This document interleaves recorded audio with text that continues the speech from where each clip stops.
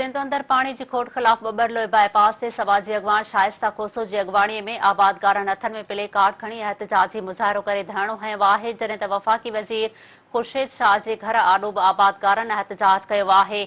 आबादगारनि जे धरणे सबबि क़ौमी शहरा मुकमल तौर ते बंदि थी वियो। सिंध पंजाब ॾे ईंदड़ वेंदड़ गाॾियुनि जूं क़तारूं लॻी वयूं। उन मौक़े ते अॻवाननि ॻाल्हाईंदे चयो आहे त पंजाब सदाईं सिंध जे हक़नि ते धाड़ा हया आहिनि, पर अफ़सोस जो पीपुल्स पार्टी पंहिंजनि जी मालिकी करण बदिरां पंजाब जी कमदारी करे रही आहे। हुननि वधीक चयो आहे त सिंध में बाअसर वॾेरनि खे पाणी ॾिनो वञे थो। ग़रीब आबादगार पाणीअ ढुक लाइ परेशान आहिनि। मालूंद माण्हू चौपाए माल खे पाणी पीआरण लाइ बि परेशान आहे। वफ़ाक़ी ऐं सिंध हुकूमत खे घुर्जे त फौरी तौर क़दम खणी पुछड़ी जे आबादगारनि खे पाणी ॾिनो वञे। ॿिए तरफ़ वफ़ाक़ी वज़ीर आबी वसाइल सईद ख़ुर्शीद अहमद शाह जे घर आॾो सिंध में पाणी जी शदीद खोट ख़िलाफ़ आबादगारनि एहतजाजी मुज़ाहिरो कयो। उन मौक़े ते मुज़ाहिरीन ॻाल्हाईंदे चयो आहे त सिंध जे वाहन में पाणी जी खोट जी ज़िम्मेवार वफ़ाक़ी ऐं सूबाई हुकूमत आहे, जेका हिन मसइले खे हल करण बदिरां सिर्फ़ बयानबाज़ीअ में मसरूफ़ आहे।